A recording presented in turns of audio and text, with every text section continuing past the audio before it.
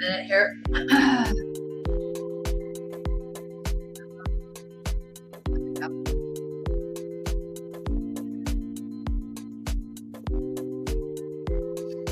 Okay. Okay. Let's try to get this thing off. Off. All right. Hi, everybody. Hello, hello, hello. Hope that your weekend, all of it has been great. I hope your day's been great. I hope your morning's been great whenever you see this. I thought I would talk a little bit about motivation. Thought I'd talk a little bit about motivation today. I am noticing a really interesting thing that's happening. It's been happening quite a lot in the last couple months, but even more in just the last week. Just in the last week, I've seen a lot more of this thing that keeps coming up. And today, my team said, "Gosh, Anise, you're getting that question so much, and we're getting these inquiries so much, these requests. You should probably just make a new keynote out of it," which I think is true. So I'm going to do that. So the thing I want to talk about today is motivation. I'll talk about motivation. I get asked to come in and to do talks, like come in and do a keynote, motivate my people, motivate my sales team, motivate my leaders, motivate whoever. And I love these requests and I love doing it. I love going up and being able to be with your people, be with your group, and talk about, excuse me, I have a frog in my throat today and I don't want to stop this recording. I love being able to go up and talk about, energy showing up. How do we, showing up for ourselves, positive energy workplaces, the IEP methodology, contagious culture, contagious you, all of it. I love to do that. And it can be motivating. But the thing that always cracks me up is that having somebody come up and give a 45-minute motivational talk or half an hour motivational talk or a 20-minute motivational talk, while it has the ability to deeply touch them and potentially change the way that they see things for the rest of their life, which is always one of my intentions. Like I always want to change the way people think about the things I'm talking about 100%. This thing with motivation is that you can't motivate somebody. Like you can't create sustainable motivation. So I might give a talk and people might feel really motivated walking out of the talk, but let's talk about what's happening for them a couple days later.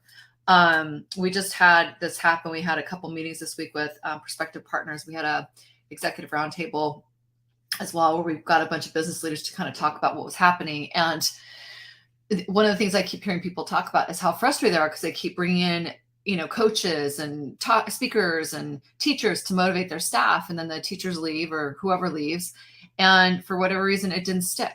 And they don't understand why it didn't stick. And what I want to offer you is that it didn't stick because while motivation is lovely, it's temporary. It's a little bit like a drug, or a vitamin. Like you take a vitamin and then you develop an immunity to it, and then you need more of the vitamin, and you need more of the vitamins. The more I have to rely on things outside of myself to get motivated, the more I'm counting on that, the more extrinsically motivated I am, the less sustainable it is. I'm going to need something. If I'm being motivated by my leader, if my leader motivates me by a promotion or a bonus or I don't know, a day off or whatever, or motivates me by something bad, I'm going to lose my job, or I'm going to have a pay cut, or I'm going to have to work longer, whatever the punishment might be.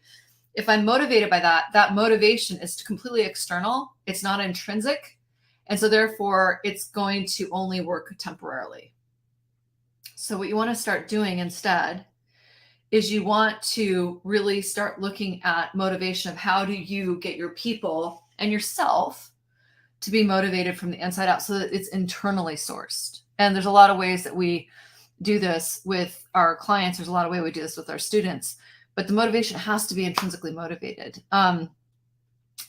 I believe so much in this that we've actually recently in the last year, we've been turning down events where people want me to just come and just quickly give them a quick dose of excitement, but then they don't want to do anything afterwards to make sure that the audience has got some ways to really build upon what that original message was so that it's more sustainable and so that the venue actually gets a bigger return on investment. So, and I felt good about that.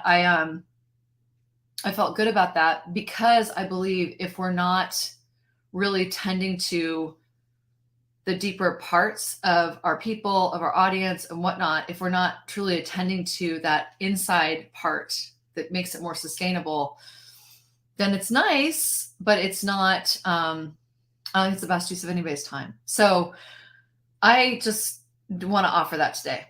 Your motivation, it's one of my coaches on our team had a really good analogy today. She said that, if I want to start working out, oftentimes what's going to motivate me is if I go and I get an Apple Watch, or if I go and I get some new running shoes or something, then I'm really motivated. And then I go and I work out a couple times, and that motivation is going to go away because it was an external thing.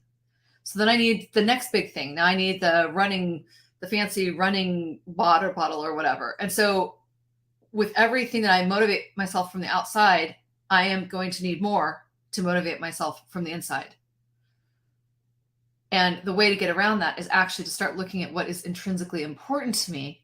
How does running or exercising, how does that actually tie into my core values, my intentions, my vision, my purpose?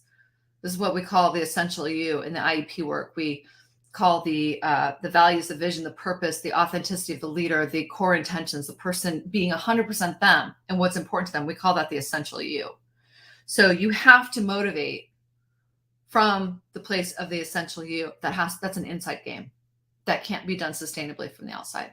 Now, you have coaches, you have speakers, you have teachers, you have leaders, you have mentors that 100% their presence and their influence in somebody's life can spark that plug, or can spark that spark plug. That's part of what I think people ask me to do when they're asking me to come in and speak and to get a group excited is can I ignite that spark?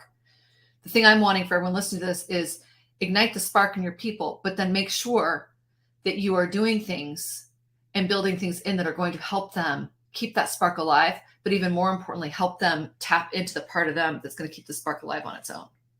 So same thing goes for performance.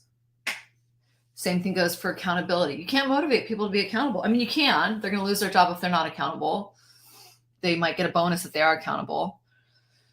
But it's not going to be energetically as an alignment and as inspiring if you give them the tools and work with them and coach them and talk to them and get curious with them in a way that helps them truly understand why that thing is so important to them, not to anybody else. So I'm going to build a new keynote around this about motivation. We just released a new keynote this year in 2023. Engagement is the past, energy is the future. The engagement in past is just speaking to how what we're measuring when we're measuring engagement. That's just a symptom. Engagement's a side effect. It's a side effect of a bigger issue happening, and that bigger issue is really going to be focused around the intentions, energy, and presence of your workforce. The intentions, energy, and presence of the people, the human beings working in your organization, and how they feel and how motivated they feel intrinsically. So I hope that's helpful. If you'd like information on that keynote, or if you'd like me to come in and talk about this next keynote, I would love to. I don't know what we're going to name it yet. Definitely something good, but happy to come in and do it. The only thing I'm going to ask is that if I do it, I'm going to ask that we make sure that we build in some things to help your people really get connected at a deeper level in a way that's going to make it sustainable. Because if I come and I spend the time with you and your people, which I love doing, I want to make sure it's going to stick. And I want to make sure you get your biggest return on investment. I just talked to a company. They just had a big keynoter come in and the keynoter left. People got all excited. Nothing is sticking. We see this happen all the time. So anyway, long video just to say, you can't motivate people from the outside. You can't. It's not sustainable. It's temporary. So do it. Absolutely do it. But if you want to be motivated, if you personally want to be motivated, let's forget about your people. If you personally want to be motivated, you got to look at what is the intrinsic motivation? How do you get to that? With our work with the IEP method, that's one of the things that we are constantly digging into with people is what is their intrinsic motivation to show up well for themselves and for each other. So, okay. We just had our last roundtable just now, actually. We'll be doing more in the future. You can go ahead and get on a list here if you sign up here. I think our next one is going to be in July. It's on the executive forum page, but I think we're going to be doing more of a roundtable, more intimate. So go ahead and get on that list, and we'll make sure you get an invitation if it sounds like the right group for you to be in. Have a beautiful day. Have a beautiful week, beautiful weekend, beautiful whenever you see this, and we'll talk to you soon. Thanks. Bye.